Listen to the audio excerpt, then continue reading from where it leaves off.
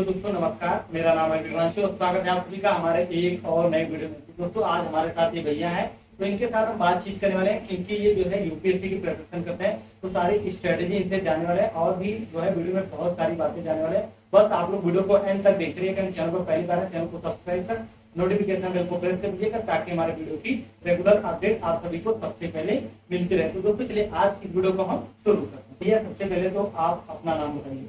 आशुतोष पांडे नाम है।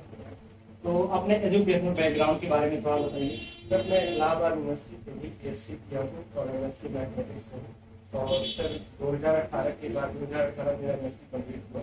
उसके बाद एक इंटरेस्ट सा जगह कि बीएससी की तरफ जाना चाहिए, तो बीएससी को देखा, दिल्ली में गया, दिल्ली में 1 साल प्रिपरेशन किया और फिर उसके बाद किसी कारण से कोरोना के कारण 2 साल 1-1.5 साल करीब घर पे रहना पड़ा। 2-3 साल डिस्टर्बेंस थी, फिर से अब नए शुरुआत है इलाहाबाद से। तो आप दिल्ली गए थे तो वहाँ पर कोचिंग वगैरह ज्वाइन की थी? नहीं सर, कोचिंग वगैरह नहीं गया, तो SCIS और अन्य कोचिंगों को ज्वाइन करने ही गया था।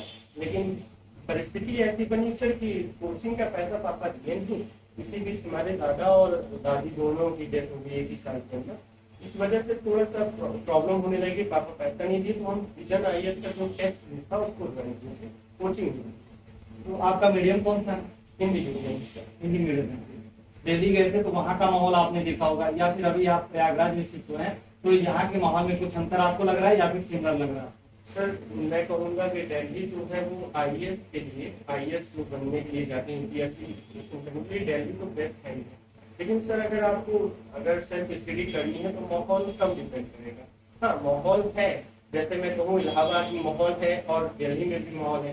दिल्ली में ज्यादातर आपको UPSC के कैंडिडेट ही मिलेंगे। अगर आप राजेंद्र नगर में जा रहे हो तो आपको इंग्लिश मीडियम के बहुत अच्छे टॉपर्स भी मिल जाएंगे। और अगर आप मुखर्जी नगर में रहे हो तो यहाँ पे हिंदी मीडियम मिल जाएंगे। लेकिन इलाहाबाद में एक विविधता है, जैसे गंगा जी का संगम है। यहाँ पे आपको सिर्फ UPSC वाले ही नहीं मिलेंगे, आपको हर परीक्षा के लिए मिल जाएंगे। SSC बैंक का ज्यादा रुतबा यहाँ पे है, तो UPSC वाले थोड़े कम मिलते हैं। ये प्रॉब्लम यहाँ पे इलाहाबाद में फेस किया। जैसे अब तो मैं काफी जान गया हूँ, लेकिन इलाहाबाद में एक चीज होता है कि आपको गाइडेंस अच्छी मिलती है। आपको एक सीनियर की जो गाइडेंस चाहिए कि सिलेबस कैसे पढ़े या किसी चीज को कैसे समझे, आपको UPSC के रिलेटेड यहाँ पे इलाहाबाद में गाइडेंस कम मिलता है। या जो यहाँ पे इलाहाबाद में है वो इतने या तो सीनियर है या तो इतने ज्यादा डाइवर्ट है, इतना ज्यादा अपने आप को क्वारंटीन करके रखे हुए तो वो किसी से मिलते नहीं।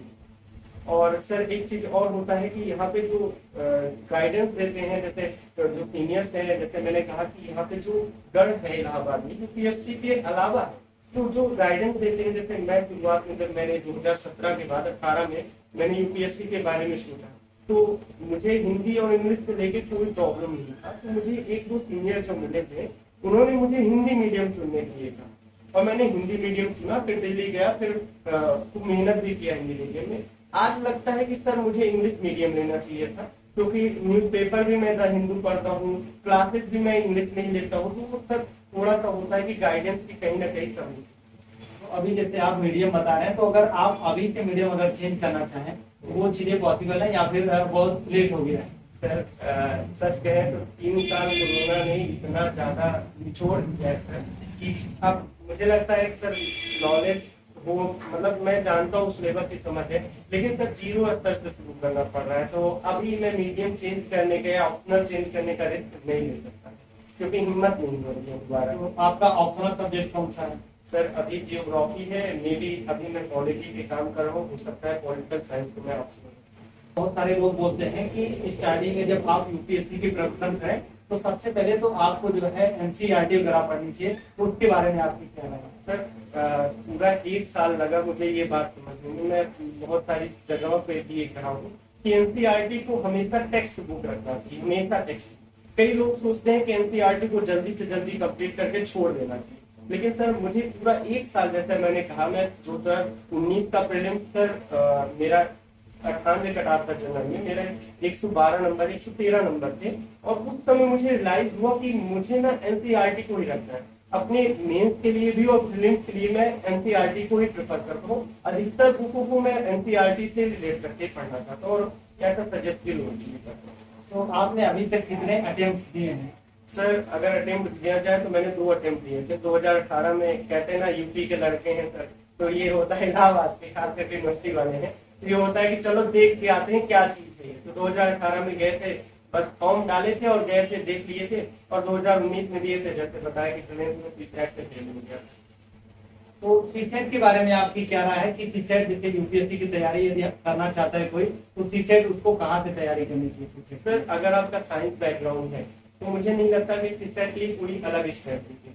मैं सीसेट फेल इसलिए हुआ था क्योंकि मैं एग्जामिनेशन में एकदम ओवर स्मार्टनेस में आ गया था। मैं 2 घंटे सो गया, मतलब 1 घंटे में पेपर करने के बाद मैं तो भाई पास हो जाऊंगा, मैं तो मैथ्स हूँ, मैथ से तो मैं पास हो जाऊंगा, ऐसा सिस्टम था सर। तो उस वजह से ओवर स्मार्टनेस हुआ। मुझे लगता है कि सीसेट के लिए प्रैक्टिस जरूरी है। और अगर आपका आर्ट्स बैकग्राउंड है तो भाई 2 से 3 महीने आपको मतलब दिन के 4 घंटे तो आराम से देने चाहिए, या हो सके तो कोई क्लास कर लीजिए, या तो कोई भी टेस्ट सीरीज वगैरह ज्वाइन करके उसकी प्रैक्टिस कर लीजिए, ज्यादा सही होगा। नहीं तो बहुत दुख होता है सर फेल होने के बाद, मैं बहुत हो गया था उस समय। तो जैसे कोचिंग्स भी यहाँ पर जो है, क्योंकि यूपीएससी की तैयारी इतनी बड़ी होती है, तो क्या बच्चों को जो है कोचिंग्स लेना चाहिए या फिर सेल्फ स्टडी से जो है तैयारी पॉसिबल हो सकती है? सर मैं कोचिंग के साथ ही रहूंगा। ये थोड़ा अलग क्वेश्चन है, हर साल मेरे इसके विचार बदलते हैं सर। कोचिंग के साथ इसलिए रहूंगा सर, कोचिंग क्या होगी आपकी टाइमिंग को, तैयारी की टाइमिंग को कम कर देगा। आपको जो समझने में 1 साल या 1.5 साल लगता है वो कोचिंग आपको आसान कर देगा। आप कोचिंग के साथ, अगर आपके पास ठीक है, अगर आपके पास पैसे हैं तो आप कोचिंग के साथ जा सकते हो। बाकी आजकल तो ऑनलाइन मोड पे भी बहुत है, आप पक्का कोई ना कोई छोटी सी भी कोचिंग कर लो, लेकिन कर जरूर। इससे आपकी तैयारी का जो टाइम है कि 4 से 5 साल जो लग रहा है आपको, हो सकता है कि आपका 1 से 2 साल में ही हो जाए, पहले या दूसरे टर्म में ही निकाल। तो जैसे कि इसमें टाइम का बहुत बड़ा रोल होता है, टाइम क्योंकि इतनी बड़ी तैयारी है तो टाइम भी जो है बहुत सारा लगता है। तो आपको क्या लगता है कितने टाइम तक लगभग पढ़ना चाहिए, यानी कि लगभग एक दिन का टाइम ड्यूरेशन कितना होना चाहिए? सर टाइम तो 2 चीजें रखूंगा, एक तो सर कितने सालों तक, कितने दिनों तक तैयारी करनी चाहिए, और कितना दिन में कितना पढ़ना चाहिए।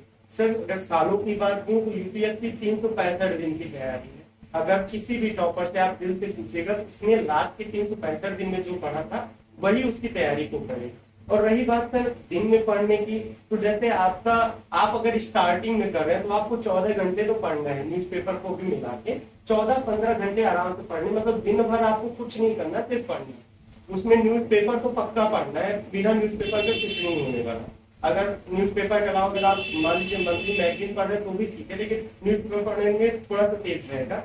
और अगर आप थोड़ा सा ज्यादा दिन बिता चुके हो तो आप 10 घंटे तक में भी निकाल सकते हो। अगर आप 98% में हो तो ये चीजें करिए, अगर 2% में आप एक्स्ट्रा जीनियस हो तो 5-6 घंटे में कर लीजिए।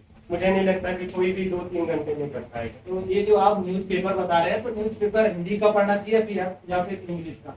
सर 2-3 नाम है, जैसे दिल्ली में था तो दैनिक जागरण का राष्ट्रीय संस्करण आता था, हिंदी मीडियम में था तो मैं उसको पढ़ता था, वो बेस्ट था।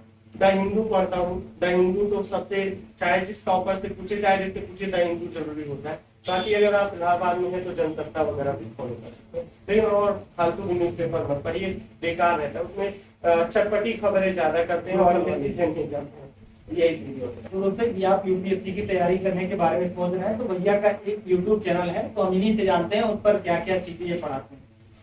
मेरा एक यूट्यूब चैनल है फ्यूचर विद हार्दिक, जिसमें मैं जो गलतियां मैंने की है उन गलतियों को पहली बात मैं बता के बातें करता हूँ। उसमें क्या है कि मैं प्रीवियस ईयर क्वेश्चन करा रहा हूँ, साथ में पॉलिटी, जैसे लक्ष्मीकांत की पॉलिटी की क्लासेस चल रही, जियोग्राफी की क्लासेस, जो मुझे लगता है कि आपके लिए हेल्पफुल होना चाहिए, पूरी तरह मैं देने की कोशिश करता हूँ। और शाम को 6 बजे आजकल प्रीवियस ईयर क्वेश्चन की सीरीज चला रहा हूँ, जो कि 2 दिन से लाइव नहीं हो पा रहा हूँ किसी कारण से।